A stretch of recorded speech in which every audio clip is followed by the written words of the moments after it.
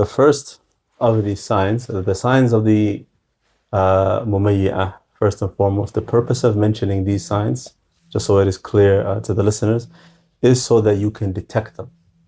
The ulama throughout history, when they mention the Ahl al-Bid'ah, you find alamat Ahl al-Bid'ah in many of their books. So likewise, you must know the alamat of Ahl al-Tamyi', so that you're able to detect them in the saha of da'wah. So first of them is that you will find them mentioning the names of the Salafi ulama. You'll hear them mention Ibn Uthaymeen, Ibn Baz, Al-Albani, Fawzan, Luhaydan, Shaykh Rabi', Shaykh Ubayd. You'll hear them mentioning their names. You'll hear them even praising them, even claiming they love them, etc. And they will use the term Salafi. They'll say, I'm Salafi, you should be Salafi, etc. And they talk about also the importance of following the Sunnah. Right? They teach the people to follow the Sunnah, or they will even teach books and translate books that clarify the Salafi methodology. All of this will exist in the Mumay'i'. And they will warn against bid'ah in general. They'll say it is not, they'll warn about the generality of falling into bid'ah or practicing bid'ah. They will warn against that. And at the same time, while you see all of that from them, you will find them opposing some of the usul, the Salafi usul, and there are particular ones that they normally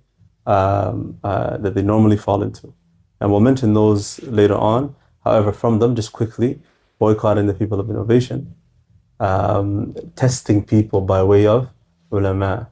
What do you believe about so-and-so? What do you believe about so-and-so? And then knowing someone's methodology based on that they detest that type of methodology. Some of them calling it even an innovation, even though we find it in the manhaj of the Salaf.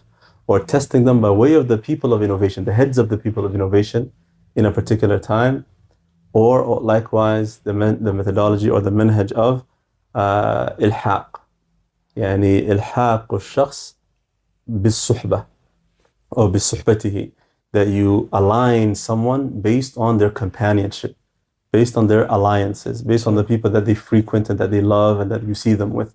That all of these things they try to destroy. And that these principles, those particular principles, those three especially, are a thorn in their necks. And that when they wage war, when you hear this individual waging war against ghulu, usually you find them waging war in these principles. They're at war, not with the individual, but they are at war with these principles. Because these principles are the things that stand in front of them with regards to practicing their tamyi'. This is the thing that allows them, if they destroy these principles, it allows them to sit with the likes of Uthman and Khamis. It allows them to sit with the likes of Sa'id al-Kamali and praise Sa'id al-Kamali and say he's from the most beloved of scholars to me. It allows them to get away with things like that.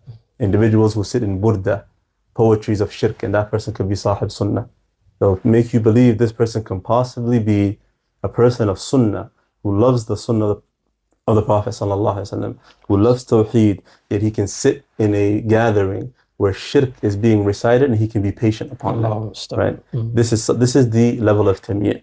So they wage war with these principles so that they can get away with these types of things. And so they hate those who remind the Salafis of these principles, or who practices them, or who actually applies them and it makes hukm on individuals based on these principles. That is from the first of their signs, these individuals.